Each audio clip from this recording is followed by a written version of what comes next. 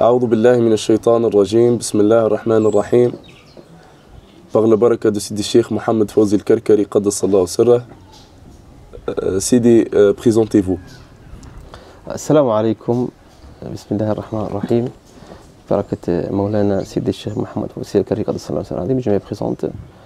Moi, c'est votre frère Fallah Ahmed. Ahmed Salim vient de région parisienne. Je suis dans la tariqa depuis 2019. Je travaille comme consultant des entreprises. Et aujourd'hui, je suis dans le Zawiya pour célébrer les Mawlid de Rasulullah sallallahu alayhi wa sallam. Sidi Ahmed, si on commence par ton début à la tariqa Karkariya, avant de connaître la tariqa Karkariya et comment tu as connu la tariqa. D'abord, moi je ne viens pas d'un milieu soufiste, je suis un musulman à la base, musulman comme tout le monde, un musulman normal qui fait ses 5 prières, qui fait 5 piliers de l'islam sans chercher du plus. Et comme le grand masse de la communauté musulmane dans le monde, nous avons toujours malheureusement un avis négatif sur le soufisme, pour le manque bien sûr d'informations et pour l'ignorance. Et du coup, comment je suis rentré dans le tariqa? Sidi Ahmed, est-ce que tu peux nous parler des préjugés et comment tu as eu des réponses, comment tu es convaincu par la tariqa en fait avant? D'abord, on voudra savoir quelque chose. La grande majorité et la grande masse, entre parenthèses, de la communauté musulmane, ils ignorent leur vraie religion, ils ignorent l'histoire.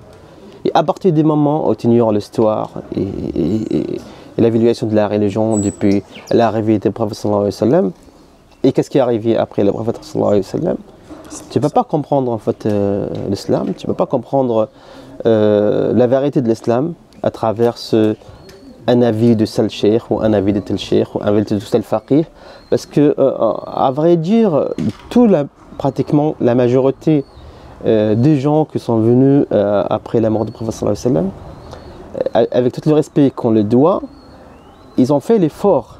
Donc ils ont fait l'effort, ce qu'on appelle dans le fiqh l'ijtihad. Dans leur ijtihad, et bien sûr, ça nous a profité, ça nous a donné beaucoup de chances à réfléchir et à avancer dans la religion, mais aussi malheureusement il y a eu beaucoup d'erreurs.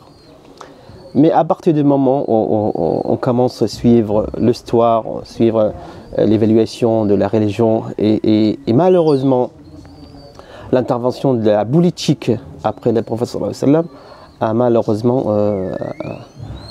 a changé beaucoup de choses de ce que le sallallahu alayhi wa sallam a apporté.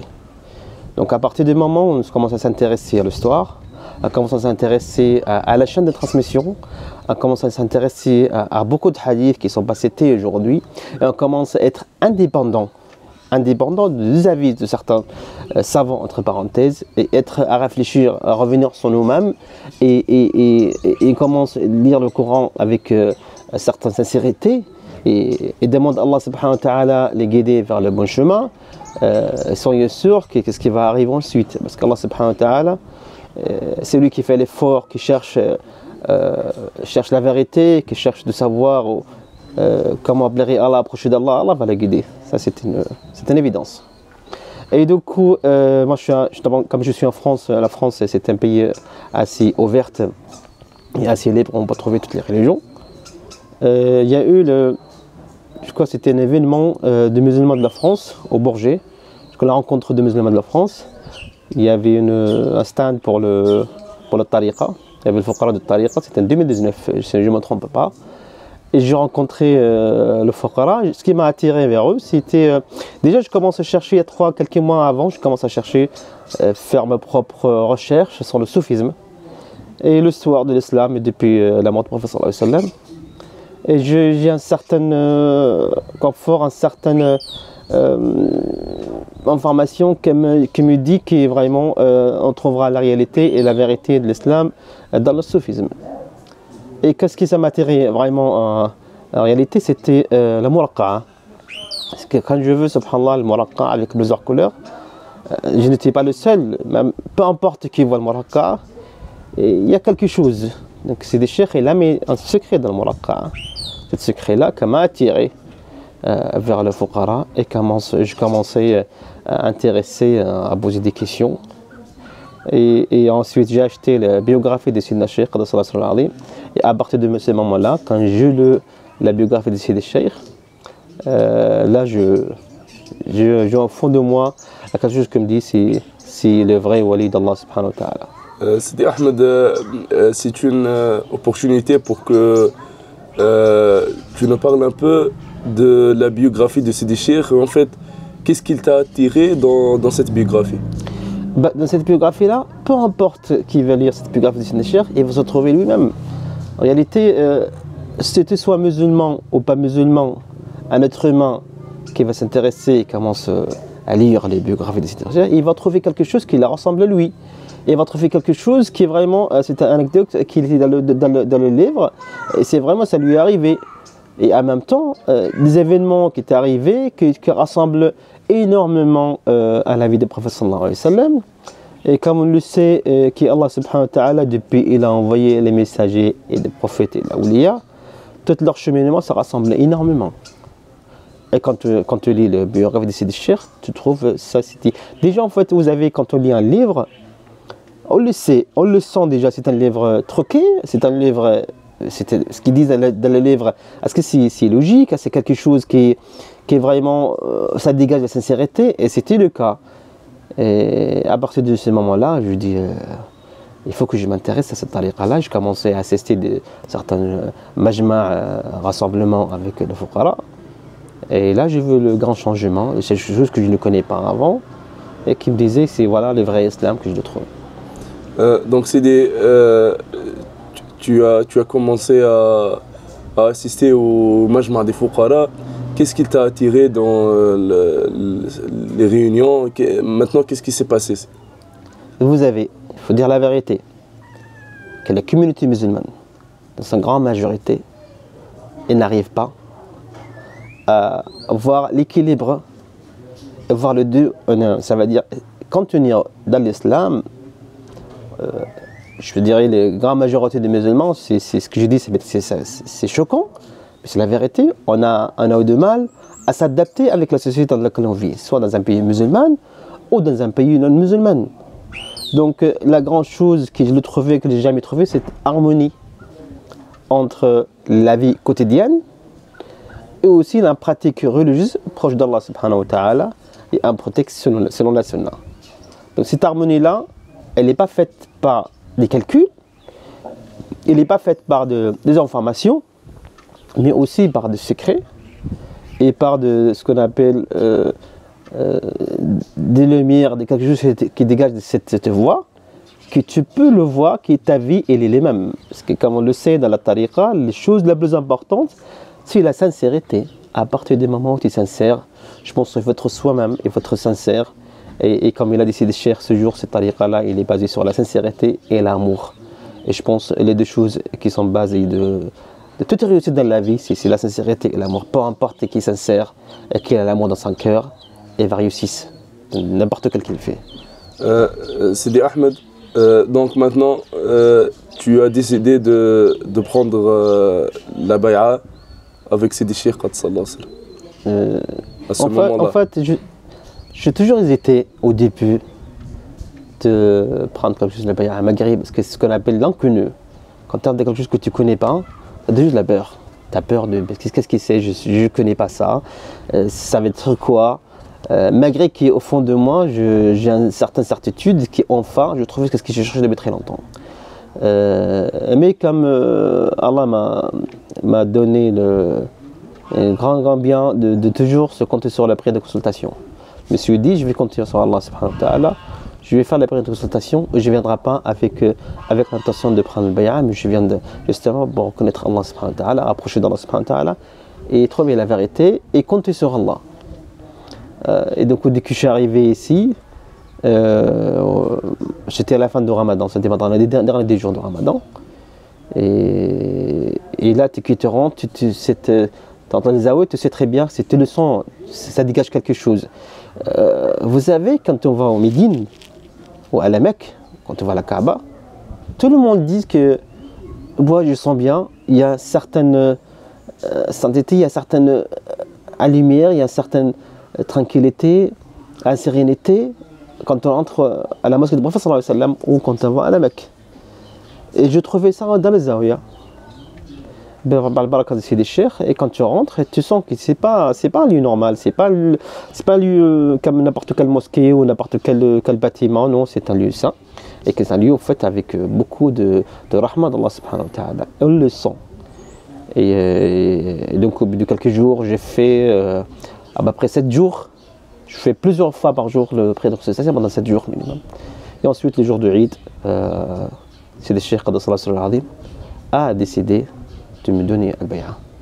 C'était, pour moi, je n'oublie jamais en fait, c'était le Eid, le jour de l'Eid après l'Asr de 2019. Et ce jour-là, en fait, ça a bouleversé vraiment ma vie. Donc maintenant, tu as pris la bay'a, qu'est-ce qui s'est passé à la bay'a? Le bay'a, en fait, déjà la bay'a, c'est une lumière qui Sidi Cheikh est mis dans le... Bien sûr, quand Sidi Cheikh il a l'idn, c'est-à-dire Sidi Cheikh ne donne pas le bay'a à n'importe qui, il donne la bay'a à celui qui veut, parce que Sidi Cheikh, quand il reçoit l'idn d'Allah subhanahu wa ta'ala, ce qu'on appelle l'autorisation de donner la bay'a à telle personne ou à telle personne, à partir de ce moment-là, Sidi Cheikh, par la permission d'Allah subhanahu wa ta'ala, donne la bay'a. La bay'a, ce qu'on appelle le miracle ou l'ayah de Sidi Cheikh, c'est qu'il a la lumière. Cette lumière-là passe par le dua. Sidi Cheikh fait le dua pour toi, tant que je te demande de regarder devant toi. Et à ce moment-là, si vraiment tu étais sincère, parce que beaucoup de gens en fait, ils pensent que c'était par rapport que Sidi Cheikh il a décidé de te donner la lumière, mais si toi, au fond de toi, tu n'es pas sincère, tu n'es pas convaincu, tu leur abats la lumière. Comme Sidi Cheikh, man la yarani, man la yara an-nour, fala yani laysa minna. Ou celui qui n'a pas vu la lumière, c'est pas un fakir, c'est pas un disciple de Sidi Cheikh. Et du coup, à partir du moment où tu es sincère et tu comptes sur Allah subhanahu wa ta'ala, ça devient tellement facile que Sidi Cheikh, par le biais d'Allah subhanahu wa ta'ala, par la permission d'Allah subhanahu wa ta'ala, donne la lumière. On le voit, il nous demande de fermer les yeux devant le qibla et regarder devant soi. Et il fait le dua pour nous. Et pendant le dua, ça peut être 30 secondes, 1 minute, 2 ou 3 minutes. On commence à voir la lumière quand un petit toile, on le voit très très loin, ça commence à sonner. Donc à partir de ce moment-là où le cheikh émet la lumière dans ton cœur, là tu deviens un disciple. Et tout ça va changer. Et même ta vie autour de toi, tu es à l'intérieur de toi, qu'est-ce qui s'est passé autour de toi, ça commence à changer. Bien sûr, ça change d'aller bien, je veux dire, beaucoup de bénédictions, beaucoup de khayr dans le dunya, beaucoup de compréhension de la religion. Je veux une étoile, donc c'est comme une étoile quand tu vois de loin, qui rapproche de toi. Et vraiment, c'est très très visible. Et déjà en fait c'est pas question d'une vision que tu le vois, mais tu le vois, mais aussi tu le sens, c'est toi un cœur dans ton cœur et que tu sens en fait il y a un changement, il y a quelque chose de divin qui vient d'Allah subhanahu wa ta'ala. Après la prise de la bay'a, tu nous as parlé de la vision de la lumière. Et est-ce que tu peux nous parler du changement que tu as eu après cette vision? D'abord vous avez la vie, Allah subhanahu wa ta'ala, quand il a dit vie, quand il crée la vie, il a créé Qabdatu min Nour, c'est une lumière du prophète sallallahu alayhi wa sallam. Mais aussi, en général, dans la vie, soit musulman, pas musulman, les choses de base, en fait, la sincérité avec soi-même et la sincérité avec les autres. Et si vraiment on base notre vie sur ça, Allah subhanahu wa ta'ala voit c'est quoi dans le cœur, et tout va passer comme nous on le souhaite. Et moi, par la lumière que je veux de Sidi Cheikh, ça m'a permis en fait de me purifier à l'intérieur de moi, de se construire tout le temps sur cette lumière qui après on a à part la lumière, on a un wird, ce qu'on appelle un wird qu'on le fait le matin et le soir. Et dans le wird, on doit le faire avec les yeux fermés, en direction de Qibla, en essayant de plonger et voir cette lumière. Mais avec le temps, cette lumière accompagne la personne. Donc, c'est pas question de le voir une fois par rapport à ton effort. Cette lumière, il peut devenir une grande étoile, il peut devenir une lune, il peut devenir en fait un soleil, il peut devenir vraiment un corps plus immense. Et ça va t'accompagner, mais aussi ça va créer en toi une personne positive, une personne qui est toujours là pour faire les biens, mais aussi une personne stable dans sa société, une personne qui travaille, une personne qui a une énorme facilité, un baraka. Mais doit faire attention parce que ce n'est pas ça l'objectif. L'objectif, c'est de rapprocher d'Allah subhanahu wa ta'ala et connaître Allah subhanahu wa ta'ala. Sidi Ahmed, et après, qu'est-ce qui s'est passé dans ton cheminement par le compagnonnage de Sidi Cheikh sallallahu alayhi wa sallam? Il faut savoir que nous sommes tous les disciples de Sidi Cheikh. À part Sidi Cheikh, nous sommes tous pareils. Mais chacun de nous elle a son propre cheminement. Et chacun de nous elle a un propre approchement d'Allah subhanahu wa ta'ala et sa propre relation avec Sidi Cheikh. Que chaque disciple doit avoir une relation directe, sans intermédiaire avec Sidi Cheikh. Et moi de mon côté, j'essaye toujours en fait de voir une relation directe avec Sidi Cheikh, ne pas passer par un autre. Et qu'il faut qu'ils sont là comme un mishkat, qu'on doit avoir l'amour entre nous, la solidarité et le respect. Et en gardant un lien direct avec la source de la lumière qui est Sidi Cheikh dans son al-Azim. Et il faut dire la vérité, j'ai jamais fait l'effort pour un objectif. J'ai jamais dit je vais faire ça pour voir ça, je vais faire ça pour voir le khalwa, je vais faire ça pour voir ça. C'est toujours en fait d'être sincère avec soi-même et essayer de voir l'amour dans tout et essayer de donner l'amour et voir ma relation avec Sidi Cheikh basée sur l'amour, ce qui sont autre chose. Et Sidi Cheikh, il m'a vraiment fait un grand cadeau en fait de l'accompagner dans ses voyages en Égypte et en Arabie Saoudite et plusieurs fois. Du coup, cela m'a permis vraiment de connaître dans la mulk, bien sûr, donc certaines, parce qu'on ne pourra jamais connaître le wali. Il y a Allah et que Allah subhanahu wa ta'ala il awliya, il peut connaître un wali, mais nous, en tant que disciples, on ne pourra jamais connaître vraiment la réalité de l'wali, comme sa grandeur. On ne le donnera jamais à sa propre valeur. Mais cela m'a permis en fait de voir l'insan kamil, l'homme complet. Et quand j'accompagnais Sidi Cheikh en Égypte ou en Arabie Saoudite, j'ai observé Sidi Cheikh, j'ai observé en fait qu'est-ce qu'il fait Sidi Cheikh pour que je puisse moi vraiment apprendre de lui tout ce qu'il fait et pour essayer de le pratiquer et essayer de le voir en moi-même. On ne pourra jamais, ce serait certain, mais au moins on aura l'intention de le faire, au moins on a fait l'effort pour le faire en espérant qu'Allah subhanahu wa ta'ala nous pardonne pour les erreurs. Et donc, qu'est-ce que ça peut nous arriver d'un manque de respect à Sidi Cheikh? Et quand je vois en lui, c'était une personne parfaite. Dans tout ce qu'il fait, de A à Z, de le matin jusqu'au soir, c'était une personne parfaite. Et je le dis, et Allah est un témoin, que j'ai jamais vu une personne aussi parfaite que lui par rapport à ses propres paroles, ses actes, sa pensée. Il est vraiment une personne unique. La chose qui m'a frappé le plus, j'ai vu en Sidi Cheikh, qu'il a l'amour, je veux dire, dans son cœur pour toute humanité, pour toute chose, pour les êtres humains, pour les animaux, même pour les chaussures, pour le vêtement. Sidi Cheikh, il dégage toujours l'amour pour tout ce qui est autour de lui. Elle n'a jamais Sidi Cheikh une avis négatif sur lequel qu'il soit. N'importe quelle religion, n'importe quel groupe, n'importe quel pays, toujours Sidi Cheikh, il parle que des choses positives et des choses de bien. Donc il dégage une énergie énormément positive et que je ne vois nulle part. Et du coup, ce que j'ai prophétisé Sidi Cheikh, à chaque fois en fait, j'ai eu l'occasion en fait, d'aborder un sujet avec lui ou demander un conseil, il nous demandera toujours d'être efficace, de voir l'amour, de voir la bonne pensée et juger bien les gens, peu importe d'où ils viennent, peu importe leur religion, être toujours efficace et servable. Mais aussi, Sidi Cheikh nous a demandé quelque chose qui m'a vraiment touché, d'être une personne vraiment active socialement.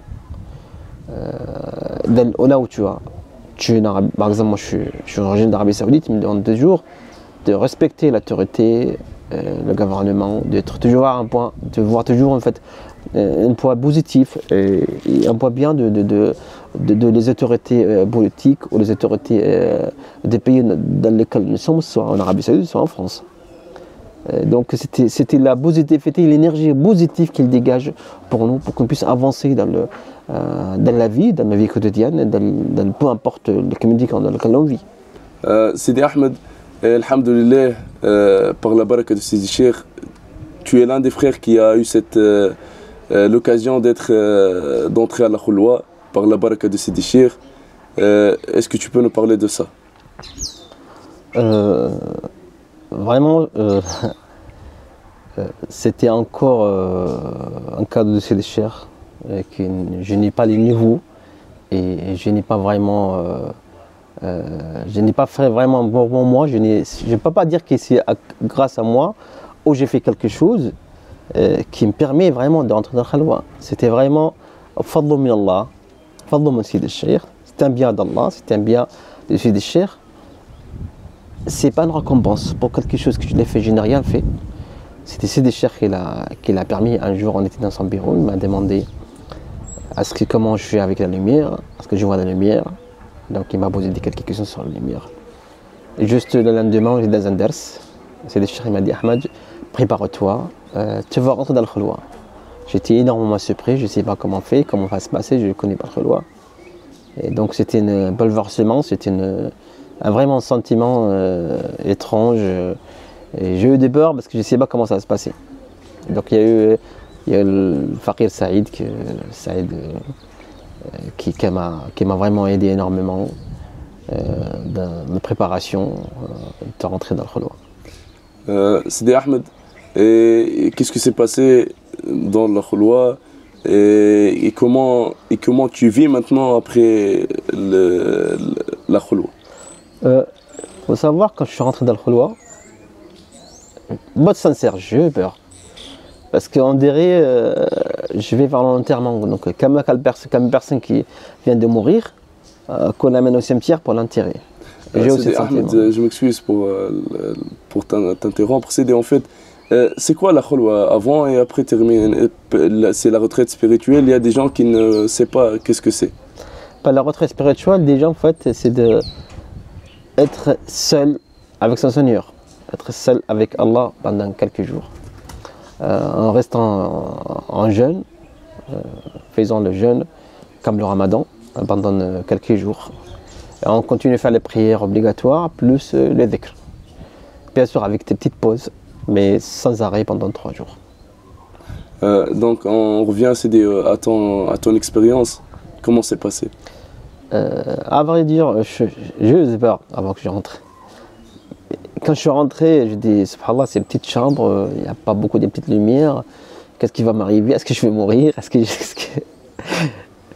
Mais dès que je suis rentré quelques instants plus tard, Sidi Cheikh a rentré. Et dès que je suis rentré Sidi Cheikh, alhamdoulilah, j'ai vraiment un paix au fond de moi. Surtout quand on a commencé à mettre la main sur ma tête, réciter le dua. Là, c'est le Coran et un dua. Et là, vraiment, je sens une autre personne. Et vraiment, je sens comme je suis rentré dans le Rawda, le Haram al-Nabawi. Et c'est exactement le même sentiment que j'ai. Et donc, Sidi Ahmed, Sidi Cheikh t'a donné le secret? Au bout de 3 jours, au bout de 3 nuits, je vais dire, j'ai vu la lumière pendant les 3 nuits. J'ai eu quelque chose que je n'oublie jamais. J'ai eu une force énorme. Le fait de rester en fait, en répétition, on fait les dhikr, et faisant les 5 prières, et après commencer à faire les dhikr, sans arrêt, nuit et jour, pendant 3 nuits, en faisant le jeûne, et ne pas voir la fatigue, ne pas voir la nuit, ne pas se sentir tout seul, ce n'est pas normal. Je me connais, je sais que je suis quelqu'un qui s'ennuie rapidement, je suis quelqu'un qui... Je ne peux pas rester des nuits et des nuits sans arrêt, faire le dhikr, etc. Je connais ma force, je connais ma limite. À ce jour-là, à ces 3 jours-là, ce n'était pas moi. J'ai une force énorme. J'ai eu un sentiment comme si ce n'était pas moi. Et ce n'était pas moi. Parce que c'est qui parle barakat, c'est des chers qui peut tenir 3 jours, 3 nuits, avec des dhikrs sans arrêt, en restant gêné la journée, dormir peut-être même pas, tu dors même pas 1h30 par jour. Et c'est énorme. C'est vraiment énorme parce qu'après ces 3 jours-là, en fait, en faisant la lumière, j'ai vu des choses que je n'ai jamais vues dans ma vie. J'ai vu en fait énormément de choses. Parce que comme tu montes dans les cieux, tu vois que ton âme, comme il part, comme il se libère, comme il va dans un vaste espace, c'est des choses, tu ne peux pas le vivre ailleurs. Impossible. Et du coup, au bout de ces 3 nuits, c'est des chers m'a accordé le secret par le biais d'Allah subhanahu wa ta'ala. Et après ces 3 jours-là, j'ai vécu et je vois toujours que ma vie change. Jour après jour, nuit après nuit, année après année. Ce n'est plus comme avant. Qu'est-ce que je veux dire moi en fait? C'est un message pour moi avant les autres. La vie elle est courte. Il y en a qui peuvent vivre 30 ans, 20 ans, 60 ans, allez 100 ans, la vie elle est courte. Et celui qui est vraiment, vraiment chanceux, il a la chance, c'est lui qui a compris la réalité, la vérité avant la mort. Parce que c'est lui qui a compris la vérité, qu'elle a vécu, qu'elle a vu la vérité avant la mort, c'est beaucoup, beaucoup, beaucoup, beaucoup plus facile que le voir après la mort. Du coup, moi, qu'est-ce que je souhaite pour moi de continuer dans cette voie-là, Inch'Allah, par le barakah des chers, ce n'est pas par ma force, mais aussi je souhaite que tout le monde profite de ces biens-là, de où ils viennent, peu importe qui ils sont. Je souhaite vraiment, vraiment à que tout le monde profite de cette biens qu'il a aujourd'hui dans la tariqa.